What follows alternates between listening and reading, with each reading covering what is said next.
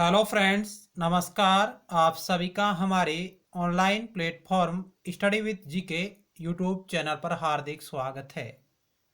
तो आज की हमारी चर्चा का विषय रहेगा राजनीति विज्ञान नागरिक शास्त्र के अंतर्गत हम एक टॉपिक पर बात कर रहे थे, वो था तुलनात्मक राजनीति। तुलनात्मक राजनीति के अंतर्गत हम बात करेंगे संघात्मक और एकात्मक शासन प्रणाली। इस टॉपिक के बारे में हम पहले चर्चा कर चुके हैं विस्तार से। आज हम संघात्मक और एकात्मक शासन प्रणाली से संबंधित इस टॉपिक पर आधारित महत्वपूर्ण प्रश्नों के बारे में चर्चा करेंगे, जो आपकी आगामी प्रतियोगी परीक्षाओं में सहायक हो सके। तो आइए शुरुआत करते हैं। यह पार्ट 2 है। यदि आपने पार्ट 1 को नहीं देखा है तो आप उसे भी जरूर देखिएगा, जिसका लिंक आपको इसी वीडियो सीरीज के नीचे डिस्क्रिप्शन बॉक्स में मिल जाएगा। इसके अलावा आप हमारे टेलीग्राम चैनल से भी जुड़ सकते हैं, जिसका लिंक भी आपको डिस्क्रिप्शन बॉक्स में मिल जाएगा। यदि आप राजनीति विज्ञान और नागरिक शास्त्र की अन्य और महत्वपूर्ण वीडियो सीरीज देखना चाहते हैं तो आप हमारे YouTube channel study with GK की प्लेलिस्ट पर जा सकते हैं, जहां आपको राजनीति विज्ञान और नागरिक शास्त्र विषय पर आधारित अन्य और महत्वपूर्ण वीडियो सीरीज आपको वहां पर मिल जाएगी। यदि आपको हमारे द्वारा किया जा रहा प्रयास अच्छा लग रहा हो तो आप इसे लाइक करें और अपने मित्रों के साथ भी जरूर शेयर करिएगा। यदि आप पहली बार देख रहे हैं तो आप इसे जरूर सब्सक्राइब करें और पास बने बेल के आइकन यानी घंटे को भी जरूर दबाएं, ताकि नेक्स्ट टाइम वीडियो सीरीज का नोटिफिकेशन तुरंत आपके पास पहुंच जाए। तो आज की इस क्विज का पहला सवाल आपकी स्क्रीन पर रहा। ये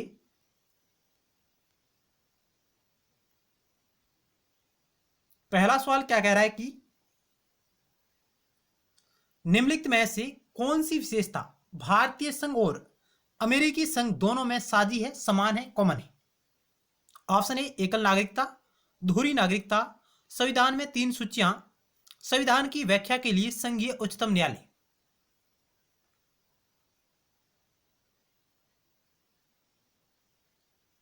आप प्रत्येक प्रश्न का उत्तर गैस करिएगा। क्या होगा इस सवाल का राइट उत्तर? यानी कौन सी विशेषताएं भारतीय संघ और अमेरिकी संघ में समान है, साझी है? तो राइट उत्तर होगा ऑप्शन डी। संविधान की व्याख्या के लिए संघीय उच्चतम न्यायालय एक सर्वोच्च न्यायालय की स्थापना करता है, अमेरिकी संघ और भारतीय संघ दोनों। एकल नागरिकता है जो भारतीय संविधान में है, जबकि अमेरिकी संविधान में दोहरी नागरिकता है।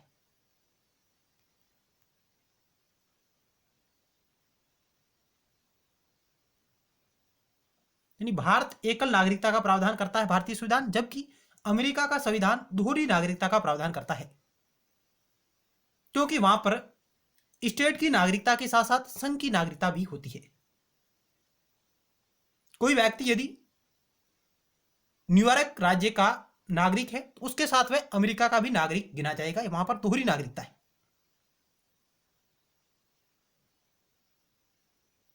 संविधान में 3 सूचियां, भारतीय संविधान में 3 सूचियों का प्रावधान है, जबकि अमेरिकी संविधान में 2 प्रकार की अनुसूचियां हैं, संघ सूची और राज्य सूची।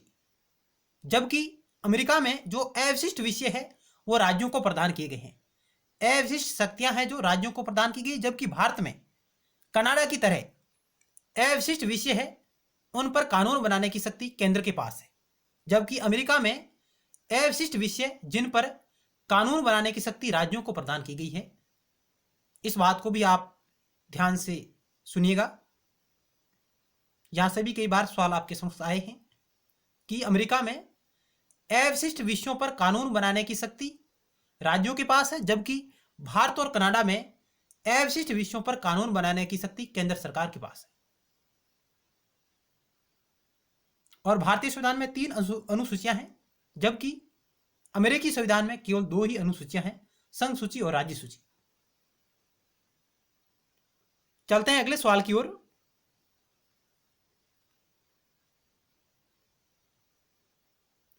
किसके अनुसार संघात्मक शासन राज्यों का एक समुदाय है जो एक नए राज्य का निर्माण करता है?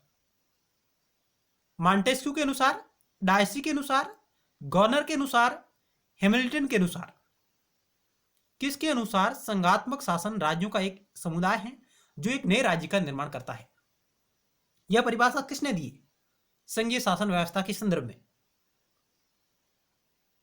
तो राइट उत्तर का ऑप्शन 4 हैमिल्टन, अलेक्जेंडर हैमिल्टन, जिनका पूरा नाम है अलेक्जेंडर हैमिल्टन, जिन्होंने संघात्मक शासन के बारे में लिखा कि संघात्मक शासन राज्यों का एक समुदाय है जो एक नए राज्य का निर्माण करता है। आप कीवर्ड पकड़ेगा यहां से, नए राज्यों का निर्माण की बात कौन करता है? हैमिल्टन। नवीन राज्य।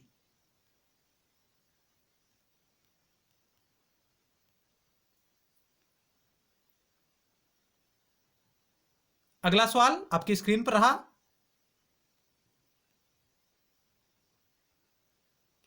भारतीय संघीय व्यवस्था की एक विशेषता है दोहरी नागरिकता, संविधान की सर्वोच्चता, केंद्र में संपूर्ण शक्ति, शक्तियों का एकीकरण। भारतीय संघीय व्यवस्था की एक विशेषता है दोहरी नागरिकता, संविधान की सर्वोच्चता, केंद्र में संपूर्ण शक्ति, शक्तियों का एकीकरण।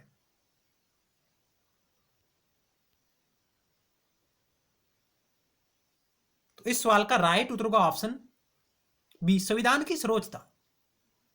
यह भारतीय संघीय व्यवस्था की एक विशेषता है क्योंकि दोहरी नागरिकता अमेरिका में है, केंद्र में संपूर्ण शक्ति, शक्तियों का एकीकरण, ये एकात्मक शासन व्यवस्था की विशेषता हो जाएगी, एकात्मक शासन व्यवस्था की।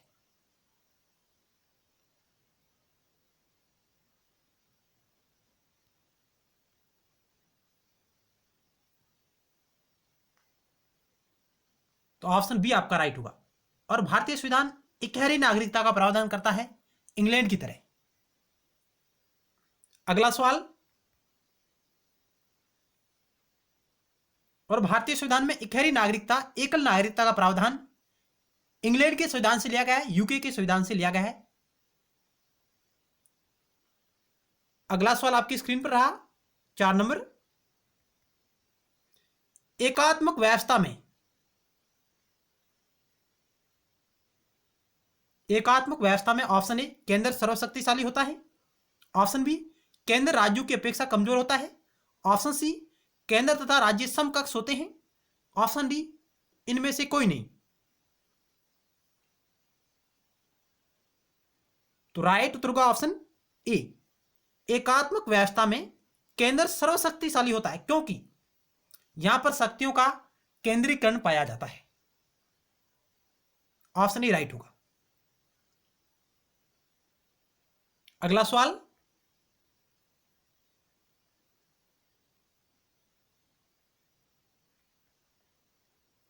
किस देश समूह में एकात्मक संविधान है, यानी किन देशों के समूह में एकात्मक संविधान है या एकात्मक शासन प्रणाली वाले देश कौन कौन से हैं? Great Britain, China, France, great Britain, Switzerland, Pakistan, Germany, Sri Lanka, Pakistan, great Britain, Nepal, Canada.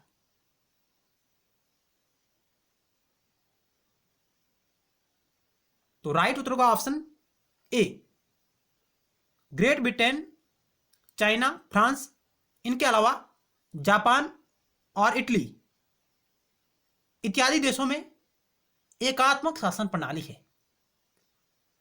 Great Britain, China, France, Japan और इटली, इन देशों में एकात्मक शासन प्रणाली या एकात्मक सरकार है।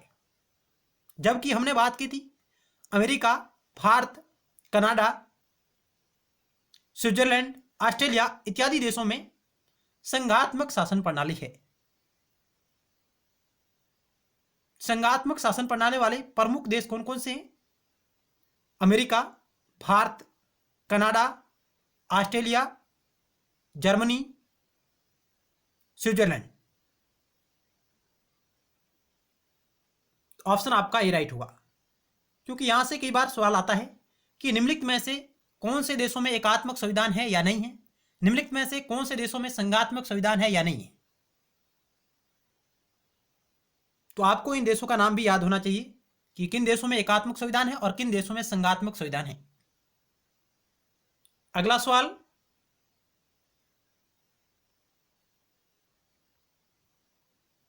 निम्न में से कौन सा लक्षण संघात्मक व्यवस्था का नहीं है? दोहरी सरकार, द्विसदनीय व्यवस्थापिका, लिखित संविधान, इकहरी नागरिकता।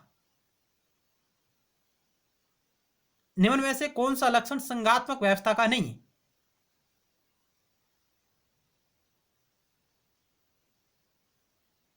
ऑप्शन आपका डी राइट हुआ, इकहरी नागरिकता।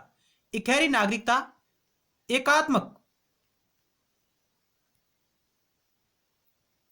सरकार की या शासन प्रणाली की विशेषता मानी जाती है, जबकि दोहरी सरकार, द्विसदनीय व्यवस्थापिका और लिखित संविधान ये संघात्मक शासन प्रणाली के गुण हैं।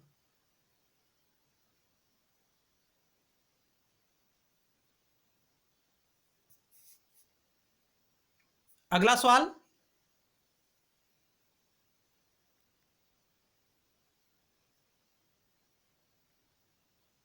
एकात्मक व्यवस्था अच्छी है क्योंकि कारण क्या है? इसमें नियंत्रण के लिए एक केंद्र होता है, इसमें नियंत्रण के लिए अनेक केंद्र होते हैं, इसमें नियंत्रण के लिए कुछ केंद्र होते हैं, इसमें कोई सत्ता नहीं होती। एकात्मक शासन व्यवस्था अच्छी है क्योंकि कारण क्या है?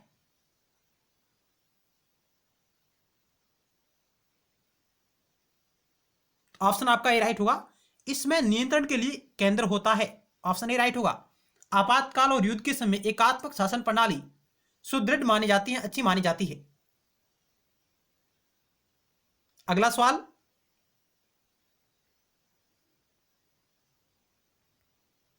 एकात्मक शासन की प्रमुख विशेषता है लिखित व कठोर संविधान, संविधान की सर्वोच्चता, दोहरी नागरिकता, सभी शक्तियां केंद्र में नीत हैं। एकात्मक शासन की प्रमुख विशेषता है, तो राइट उत्तर होगा ऑप्शन डी, सभी शक्तियां केंद्र में नीत है, यानी शक्तियों का केंद्रीकरण पाया जाता है। एकात्मक शासन प्रणाली में शक्तियों का केंद्रीकरण पाया जाता है। लिखित व कठोर संविधान यह संघात्मक सरकार की विशेषता है, संविधान की सर्वोच्चता संघात्मक सरकार की विशेषता है, और दोहरी नागरिकता यह भी संघात्मक सरकार की विशेषता है। लेकिन जो एकात्मक शासन प्रणाली है वहां पर संविधान लिखित भी हो सकता है, अलिखित भी हो सकता है, कठोर भी हो सकता है, लचीला भी हो सकता है।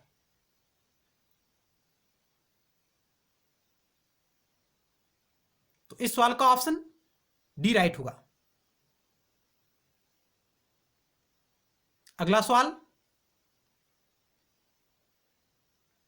यदि आपने पार्ट 1 को नहीं देखा तो आप उसे जरूर देखिएगा, जिसमें हमने विस्तार से संघात्मक और एकात्मक शासन प्रणाली के बारे में टू द पॉइंट चर्चा की।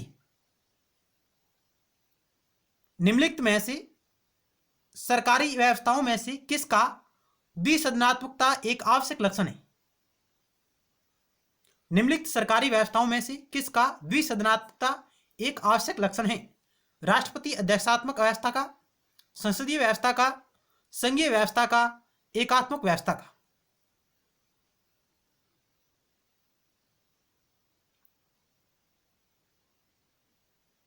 तो ऑप्शन सी राइट होगा, संघीय व्यवस्था का, संघात्मक शासन प्रणाली का। ऑप्शन सी राइट होगा। अगला सवाल आपकी स्क्रीन पर रहा 10 नंबर, भारतीय परिसंघ अत्यंत सदस्य है किसके समान? यानी भारतीय परिसंघ अत्यंत सदस्य है किसके समान? संयुक्त राज्य अमेरिका की, कनाडा की, ऑस्ट्रेलिया की, नाइजीरिया की? जो भारत की जो संघीय व्यवस्था है वो कनाडा की नजदीक है अधिकतर। ऑप्शन आपका बी राइट होगा।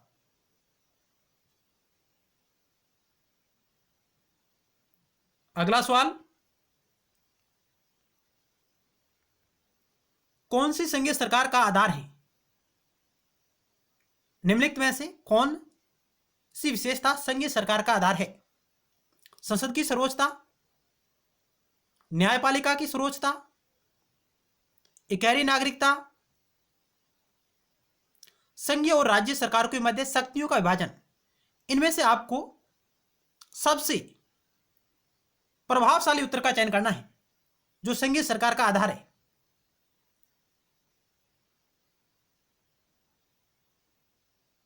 तो ऑप्शन आपका सी राइट होगा, संघीय और राज्य सरकारों के मध्य शक्तियों का विभाजन यह है जो संघात्मक शासन में पाया जाता है। संघात्मक शासन प्रणाली में संविधान के माध्यम से शक्तियों का विभाजन केंद्र और राज्यों के मध्य किया जाता है।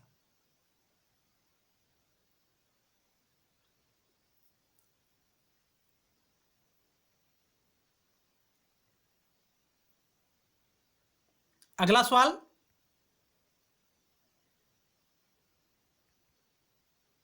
कौन सा देश एकल नागरिकता की व्यवस्था को अपनाता है? एकल नागरिकता की व्यवस्था को अपनाता है। Switzerland, America, Australia, Canada.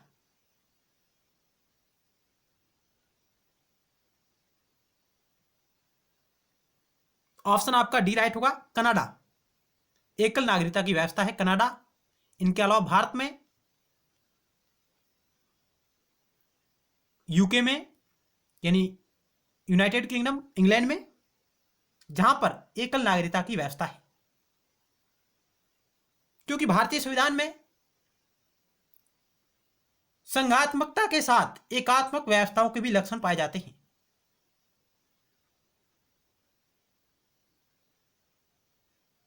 इस सवाल का ऑप्शन डी राइट होगा।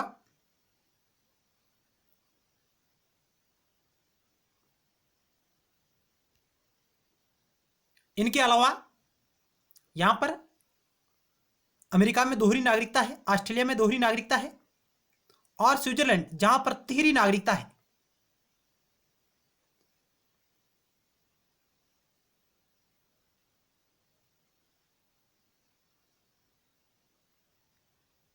अगला सवाल 13 नंबर आपकी स्क्रीन पर है। कैसी वियर ने भारतीय संविधान को कहा,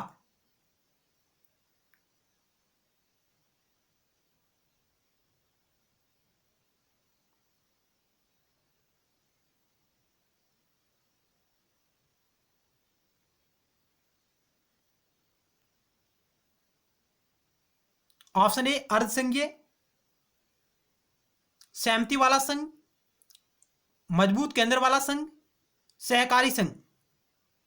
कैसी वियर ने भारतीय संविधान को कहा, अर्धसंघीय, सहमति वाला संघ, मजबूत केंद्र वाला संघ, सहकारी संघ। ऑप्शन आपका ए राइट होगा। कैसी वियर भारतीय संविधान को अर्धसंघीय कहते हैं, अर्धसंघीय। ऑप्शन ए आपका राइट होगा। अगला सवाल,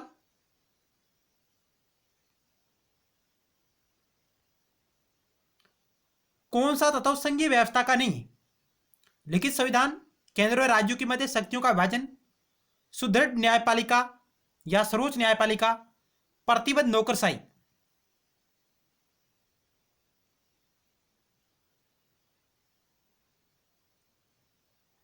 ऑप्शन आपका डी राइट होगा। प्रतिबद्ध नौकरशाही यह विशेषता संघीय शासन व्यवस्था की नहीं है। ऑप्शन आपका डी राइट होगा। यदि भारत में प्रतिबद्ध नौकरशाही किस प्रधानमंत्री के कार्यकाल में अपनाई गई, भारत में प्रतिबद्ध नौकरशाही की बात किस सरकार के समय हुई, तो आप कह सकते हैं इंदिरा गांधी की सरकार के समय भारत में प्रतिबद्ध नौकरशाही का विचार उत्पन्न हुआ।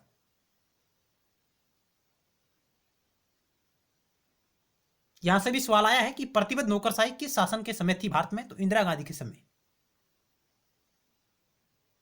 जबकि ये विशेषताएं संघीय शासन व्यवस्था की है। अगला सवाल,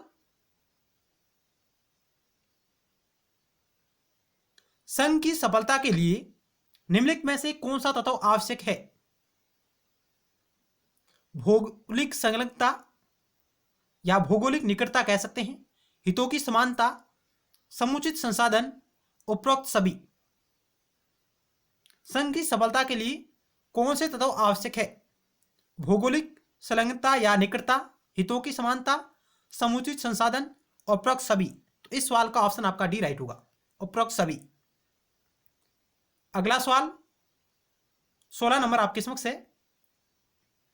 संघात्मक सरकार एक ऐसा समझौता है जिसके द्वारा बहुत से एक जैसे राज्य एक बड़े राज्य के सदस्य बनने को सहमत हो जाते हैं। किसका यह कथन है कि संघात्मक सरकार एक ऐसा समझौता है जिसके द्वारा बहुत से एक जैसे राज्य एक बड़े राज्य के सदस्य बनने को सहमत हो जाते हैं? मॉन्टेस्क्यू के अनुसार, डायसी के अनुसार, गवर्नर के अनुसार, हैमिल्टन के अनुसार। संघात्मक शासन प्रणाली के संदर्भ में, इस व्यवस्था के संदर्भ में यह परिभाषा किस विद्वान की है? तो ऑप्शन आपका एक राइट होगा, मॉन्टेस्क्यू के अनुसार। जिन्होंने ये परिभाषा दी कि संघात्मक सरकार एक ऐसा समझौता है जिसके द्वारा बहुत से एक जैसे राज्य, समान विचारधारा वाले राज्य एक बड़े राज्य के सदस्य बनने के लिए सहमत हो जाते हैं, तैयार हो जाते हैं। यदि आपको शब्द पकड़े तो एक बड़े राज्य के सदस्य बनने को तैयार होने वाली यह परिभाषा किसकी है? मॉन्टेस्क्यू की। एक बड़े राज्य के सदस्य बनने को सहमत हो जाते हैं संघात्मक सरकार में राज्य, तो ऐसी परिभाषा मॉन्टेस्क्यू की है। और नवीन राज्य के बारे में आई, यह शब्द आपको आए नवीन राज्य या एक नए राज्य का निर्माण, तो यह परिभाषा अलेक्जेंडर हैमिल्टन की है। अगला सवाल,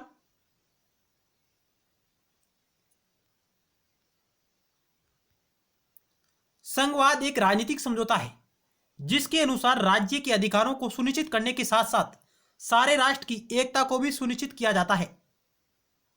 सीएफ स्ट्रॉन्ग के अनुसार, डायसी के अनुसार, गोनर के अनुसार, हैमिल्टन के अनुसार कि संघवाद एक राजनीतिक समझौता है जिसके अनुसार राज्य के अधिकारों को सुनिश्चित करने के साथ साथ सारे राष्ट्र की एकता को भी सुनिश्चित किया जाता है। यह परिभाषा किस विद्वान की है? तो ऑप्शन आपका 2 राइट होगा, डायसी की। डायसी की यह परिभाषा है, जहां पर आपको कीवर्ड दिखाई देगा राजनीतिक समझौता और एकता। राजनीतिक समझौता और एकता शब्द आपको दिखाई दे तो यह परिभाषा डायसी की है संघवाद के संबंध में।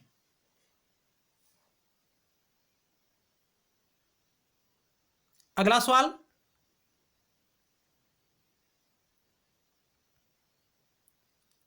संघीय व्यवस्था में किस संस्था को संविधान का संतुलन चक्र माना जाता है? विधायिका, न्यायपालिका, कार्यपालिका, प्रेस। संघीय व्यवस्था में किस संस्था को संविधान का संतुलन चक्र माना जाता है? तो ऑप्शन आपका बी राइट होगा, न्यायपालिका को। अगला सवाल, संघीय व्यवस्था में संघ का विघटन हो सकता है, राज्य संघ का विघटन हो सकता है, यानी दोनों का। संघ अनस्वर है, संघ और राज्य अनस्वर है।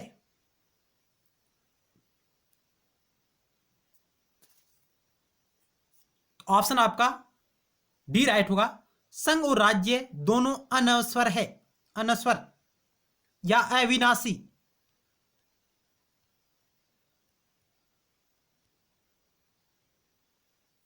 यह शब्द भी आपको यहां मिलेगा कि संघ और राज्य दोनों अविनाशी है। संघात्मक शासन के बारे में कहा जाता है अविनाशी राज्यों का अविनाशी संघ, यानी जहां पर संघात्मक शासन प्रणाली है उन्हें अविनाशी राज्यों का अविनाशी संघ कहा जाता है। यानी संघ और राज्य दोनों क्या है? अविनाशी है, जिनका विनाश नहीं हो सकता। तो संघात्मक शासन के बारे में अविनाशी राज्यों का अविनाशी संघ कहा जाता है नहीं। जबकि जहां पर एकात्मक शासन व्यवस्था है, जहां पर एकात्मक शासन व्यवस्था है उसे विनाशी राज्यों का अविनाशी संघ कहा गया है। इस बात को आप गौर से सुनिएगा कि जहां पर एकात्मक शासन प्रणाली है उन्हें विनाशी राज्यों का अविनाशी संघ कहा गया है, जबकि संघात्मक शासन प्रणाली वाले संघ को अविनाशी राज्यों का अविनाशी संघ कहा गया है। इसके बारे में हम अगली वीडियो सीरीज में विस्तार से चर्चा करेंगे। चलते हैं अगले सवाल की ओर। ऑप्शन डी इस सवाल का राइट है। अगला सवाल 20 नंबर, एक एकात्मक शासन व्यवस्था में स्थानीय निकायों की सत्ता मौलिक होती है। Option A. ऑप्शन बी, केंद्रीय सरकार द्वारा प्रदत्त होती है। ऑप्शन सी, संविधान द्वारा प्रदत्त होती है। ऑप्शन डी, जनता द्वारा प्रदत्त होती है। यानी एक एकात्मक शासन व्यवस्था में स्थानीय निकायों की सत्ता मौलिक होती है, केंद्रीय सरकार द्वारा प्रदत्त होती है, संविधान द्वारा प्रदत्त होती है, जनता द्वारा प्रदत्त होती है। तो इस सवाल का ऑप्शन आपका बी राइट होगा, केंद्रीय सरकार द्वारा प्रदत्त होती है। स्थानीय निकायों की सत्ता केंद्र सरकार के अधीन होती है और केंद्रीय सरकार द्वारा प्रदान की गई होती है।